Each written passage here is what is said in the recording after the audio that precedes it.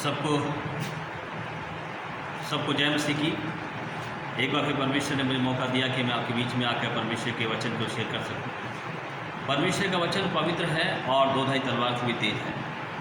अब ये मैं पिछली वीडियो में सीखा है, 2 वीडियो में, कि फल के बारे में कि हमें परमेश्वर के राज्य में जाने के लिए फल लाने की ज़रूरत है। और फल जब हम लेकर आते हैं तो हमें परमेश्वर के राज्य में जगह मिलती है अच्छे फलों से।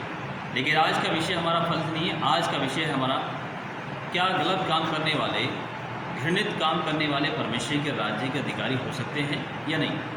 फल नहीं लाते परमेश्वर के लिए तब भी नहीं हो सकते, और गलत काम करने वाले, घृणित काम करने वाले व्यक्ति परमेश्वर के राज्य में प्रवेश नहीं कर सकते।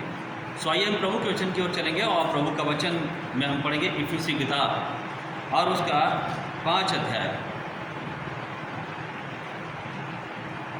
और उसका 3रा पद। यह लिखा है, जैसा पवित्र लोगों के लिए उचित है, तुम्हारे मध्य ना तो व्यभिचार, ना किसी प्रकार का अशुद्ध काम, ना लोग का नाम तक लिया जाए, और ना घृणित कार्य किए जाएं, ना मूर्खतापूर्ण बातें की जाएं, ना ठट्ठे की बातें जो शोभा नहीं देती पाए जाएं, वरन धन्यवाद ही का बलिदान चढ़ाएं, क्योंकि तुम ये निश्चय पूर्वक जानते हो कि व्यभिचार और अशुद्ध जन, व्यभिचारी और अशुद्ध जन या लोभी मनुष्य मूर्ति पूजक के बराबर है। मसीह और परमेश्वर के राज्य का अधिकारी ये नहीं हो सकते। तो प्रिय भाई बहनों, परमेश्वर धन्यवाद हो कि परमेश्वर ने इस वचन को आपके बीच में शेयर करने का मौका दिया। और मैं बताना चाहता हूँ, प्रभु का वचन हमें सिखाता है, यदि हम प्रभु के लिए तैयार हैं और हम गलत काम करते हैं तो हम परमेश्वर के राज्य में कभी प्रवेश नहीं कर सकते। प्रभु के राज्य में जाने के लिए हमें उन घृणित काम को छोड़ना होगा जिनसे परमेश्वर नाराज होता है, उन गलत बातों को छोड़ना होगा जिनसे परमेश्वर नाराज होता है। जैसे कि व्यभिचार करना सबसे बड़ा पाप है, व्यभिचार और पूजा। अगर आप प्रभु के लोगों की बनाई भी जो है, जो प्रभु की कोई मूर्ति बनाता है, यीशु मसीह की मूर्ति बनाता है, कोई उसे दंडवत करते हो तो व्यभिचार के थ्रू बताया गया, व्यभिचार कर लिया, व्यभिचार करते हो मूर्ति पूजा कर लिया। इसके अलावा भी लिखा है कि बहुत से ऐसे छोटे छोटे काम हैं जिनसे हमें ये जानना बहुत ज़रूरी है कि अगर ये काम करेंगे तो हम परमेश्वर के राज्य में नहीं पहुंच सकते। जैसे कि ईर्ष्या करते हैं, बुराई करते हैं, चोरी करते हैं, झूठी गवाही देते हैं, और जो यहाँ लिखा है, जो हमने पढ़ा है कि वो अशुद्ध काम करते हैं, घृणित काम करते हैं, पराश्चित गमन करते हैं, बहुत सी चीज़ें जो अपनी नहीं है और दूसरी अपनी नहीं है और दूसरी चीज़ों को अपनी बनाने की कोशिश करते हैं। जो गलत काम है वो परमेश्वर के राज्य के वारिस नहीं बन सकते, परमेश्वर के राज्य में नहीं जा सकते, उसके अधिकारी नहीं बन सकते, उत्तराधिकारी नहीं बन सकते।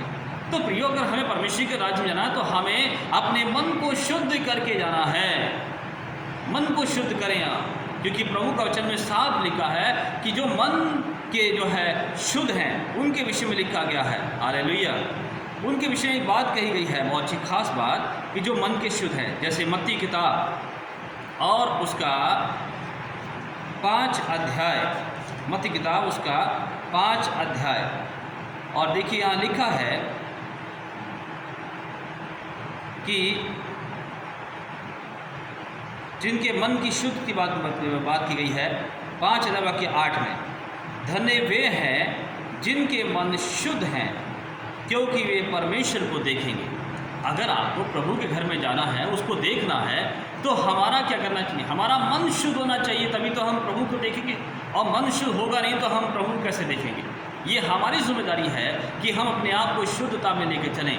कभी हम चोरी ना करें, कभी हम कपट न रखें, कभी हम व्यभिचार न करें, ईर्ष्या न करें, घमंड न करें, अभिमान न करें। परमेश्वर के राज्य में जाने के लिए अपनी आंखें उठाए नहीं, ऐसे घमंड से भरी आंखें उठा के चलेंगे तो परमेश्वर हमसे प्यार नहीं करता है। हमें आंखें उठानी है, अपने आंखों को देखना है तो उसकी ओर, परमेश्वर की ओर देखना है। यदि आप प्रभु के लोग हैं तो हमें उन घृणित कामों से बचे रहना है जिनसे परमेश्वर घृणा करता है, उन घृणित कामों को छोड़ देना जिनसे परमेश्वर घृणा करता है। तो व्यभिचार से बचना है, गंदे कामों से बचना है, झूठ से बचना है। याद रखें, मैं प्रियो बताना चाहता हूं कि झूठ एक छोटा सा शब्द है, लेकिन ये झूठ एक छोटा सा शब्द हमारी पूरी जिंदगी को तबाह कर सकता है, हमें परमेश्वर के राज्य से अलग कर सकता है। हम बात बात पे झूठ बोलते हैं ना, और बात बात पे झूठ बोलते हैं, या हम सोचते हैं बड़ा कोई सिंपल काम है, कोई बड़ा काम नहीं कर रहे हैं, लेकिन ये बहुत बड़ा काम है।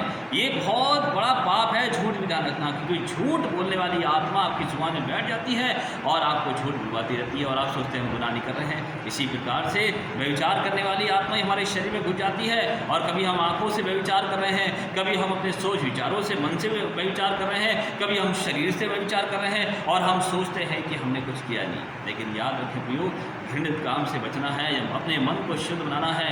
अच्छा सोचें, अच्छा बोलें, अच्छा देखें और अच्छा काम करें और परमेश्वर के लिए तैयार हो जाएं। वो आपको अपने राज्य में ले जाएगा। इसलिए प्रियो, आज का संदेश हमने व्यभिचार के ऊपर, घृणित कामों के ऊपर हमने बात की है। घृणित काम करने वाले, गलत काम करने वाले परमेश्वर के राज्य में कभी भी नहीं पहुंच सकते। इसे परमेश्वर के राज्य में अगर जाना है तो अच्छे काम करें, अच्छा जीवन जिए और परमेश्वर के राज्य में शामिल हो जाए। प्रभु आपसे प्यार करता है, वो चाहता है कि अपने मन शुद्ध करके मेरे पास आओ ताकि तुम मुझे देख सको। उसने लिखा है, जे धन्य वे हैं जिनके मन शुद्ध है, क्योंकि वो परमेश्वर को देखेंगे। अगर परमेश्वर देखना है तो अपने मनों को क्या करना है? शुद्ध करना है और प्रभु के राज्य में बढ़ते आना है। प्रियो, परमेश्वर का धन्यवाद हो, प्रभु ने आपके बीच में मुझे परमेश्वर का संदेश बांटने के लिए मौका दिया। मैं फिर बताना चाहता हूँ, जो लोग इस वीडियो को, परमेश्वर के संदेश को सुन रहे हैं, मैं आपसे विनती करता हूं कि आप ज़्यादा से ज़्यादा इस वीडियो को शेयर करें ताकि दूसरों तक प्रभु का वचन पहुंच सके और लाइक और सब्सक्राइब करें। परमेश्वर वचन द्वारा आपको बहुत आशीष दे। आमीन।